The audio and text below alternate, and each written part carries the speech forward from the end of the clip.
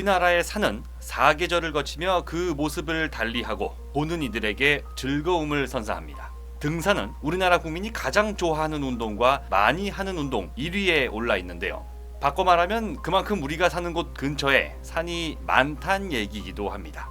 실제로 우리나라 국토의 70%가 산입니다. 한국은 산림 면적 비율이 핀란드와 일본, 스웨덴에 이어 세계 4번째로 높은 세계에서 손꼽히는 녹색에 쾌적한 나라입니다. 산은 물을 머금어 땅이 마르지 않게 하고 공기와 물을 정화해주며 휴양지를 제공하는 등 연간 60조 원에 이르는 경제적 가치를 가진 것으로 알려졌는데요. 그런데 산은 사람과 물건의 신속한 이동을 방해하는 커다란 장애물이 되기도 합니다. 현대 토목 기술이 등장하기 전까지는 산을 피해가거나 굽이굽이 길을 만들어 오랜 시간 오르내려야 했는데요. 대한민국 경제발전의 대동맥이라 불리는 경부고속도로 건설 당시에도 상황은 다르지 않았습니다. 해방 후 고작 15년 뒤인 1968년 착공을 시작한 경부고속도로는 1km당 공사비가 일본의 7분의 1에 불과할 만큼 저예산을 가지고 단 2년 5개월 만에 토고속으로 완공된 고속도로입니다. 당시 주요 건설 장비는 해외 선진국에서 외상으로 빌려왔고 토목 기술도 부족했기 때문에 어렵고 위험한 터널 공사는 최대한 피할 수밖에 없었는데요. 서울에서 대전까지 터널이 하나도 없는 것이 바로 그 이유입니다.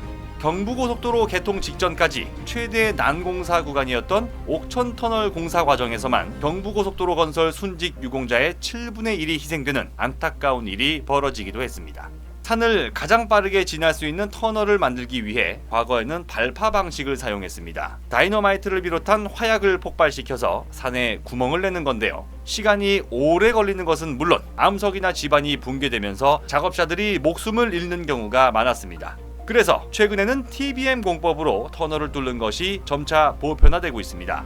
TBM은 터널 보링 머신의 줄임말로 쉽게 말해 지렁이가 흙을 지나가며 구멍을 내듯이 커다란 원통형 모양 기계의 앞부분이 드릴처럼 돌면서 앞으로 전진하는 과정을 통해 터널을 뚫는 공법으로 매우 빠르고 안전합니다.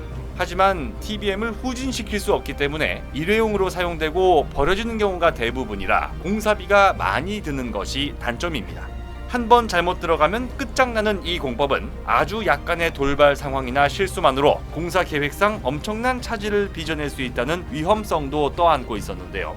그런데 TBM 공법의 이런 치명적인 단점을 극복할 수 있는 획기적인 방법이 등장했습니다.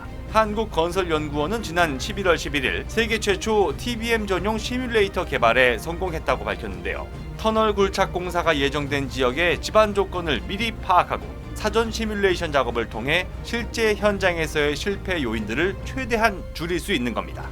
이제까지의 TBM 공법을 통한 터널 굴착 작업은 운전자의 능력에 절대적으로 의존할 수밖에 없고 체계화된 시스템을 갖추기가 어려웠는데요. 또한 작업 능력의 대부분이 현장에서의 실무 경험을 통해서 이뤄질 수밖에 없었습니다. 하지만 이번에 세계 최초로 등장한 TBM 전용 시뮬레이터 덕분에 터널 공사 현장 곳곳에서 발생하고 있는 안전과 비용 문제를 해결하고 이로 인한 공사기간 단축 효과까지 기대할 수 있을 전망입니다. 한국을 비롯한 전 세계 토목업계의 고민 해결에 획기적인 도움이 될 것으로 기대됩니다. 언론에 따르면 아직 개발이 완료되지 않아 시제품만 볼 수 있던 2019년 11월부터 이미 외국 TBM 제작사 측에서 도입 의사를 밝혔던 것으로 알려졌습니다.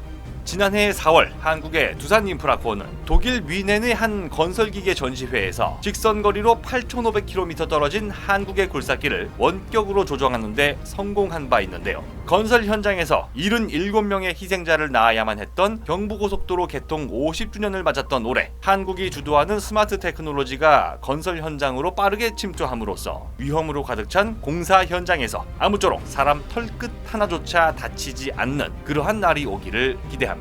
곧 새로운 내용으로 다시 찾아뵙겠습니다. 좋아요, 구독을 눌러주시면 더 좋은 컨텐츠로 보답하겠습니다. 감사합니다.